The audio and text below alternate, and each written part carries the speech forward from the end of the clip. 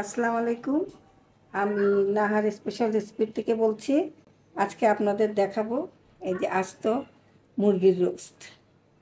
এটা তেমন লাগবে পেঁয়াজ কুচি, আদা বাটা, রসুন বাটা, দই, লবণ, মরিচের গুঁড়া, ধনের গুঁড়া আর জিরার গুঁড়া, গরম মশলা।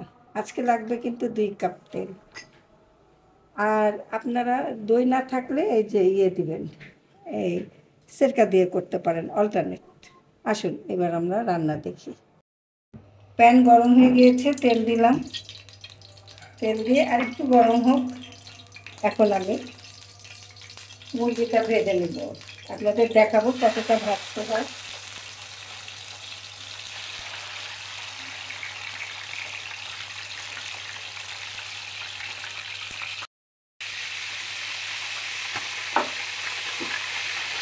যে ভাজা হয়ে গিয়েছে দেখেন, হালকা হালকা ভাজতে হবে। এই আর 1 কাপ তেল আমি দিয়ে দিচ্ছি। 1 কাপ দিয়ে ভেজেছি, 1 কাপ তেল দিয়ে দিলাম। একটা দিয়ে দিব, পেঁয়াজটা একটু লাল হয়ে আসে। আর গরম মশলাটা দিয়ে দিব। গরম মশলা দিয়ে দিলে পেঁয়াজটা ভালো এর সাথে গন্ধ হয়ে যাবে। আমি 5 চামচ দেবো, 1 আসলো 6 চামচ দিলাম। আদা দিব 3 চামচ। আমি কম খাই, বাচ্চারা কম খায়, এই জন্য কম দিলাম। আপনারা আপনাদের মতো দিবেন। ধনে গুঁড়া এখানে 4 চামচ আছে, দিয়ে দিলাম।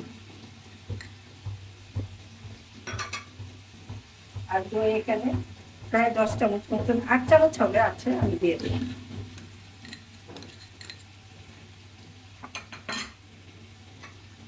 লবণ 2 চামচ, যে যা রুচিতে দিবেন।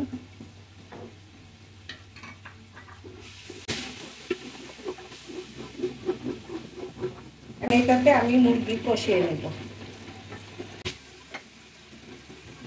আমি কষিয়ে নেব, তাহলে আমার পরে কম দিলেও হবে। পরে মশলাটা কিভাবে বানাবো আপনাকে দেখিয়ে দেব। ব্যাস, এখন নিভা তেলে এটা থাকবে।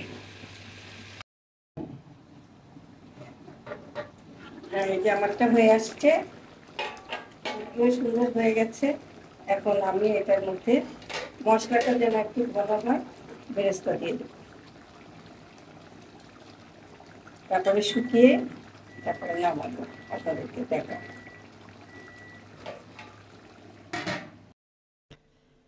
আমার হয়ে গেছে, এই যে দেখেন কি সুন্দর সব সিদ্ধ, খুবই সুন্দর হয়েছে পোড়া মুরগি। তো ভিউয়ার্স, আপনাদের যদি ভালো লেগে থাকে তাহলে আপনারা আমার নাহার স্পেশাল রেসিপিতে কমেন্ট করুন, লাইক করুন আর ফলো দিন। আর ইউটিউবে আপনারা সাবস্ক্রাইব করুন, কমেন্ট করুন, লাইক দিন। আপনারা ভালো থাকেন, সুস্থ থাকেন, শুভকামনা রইল।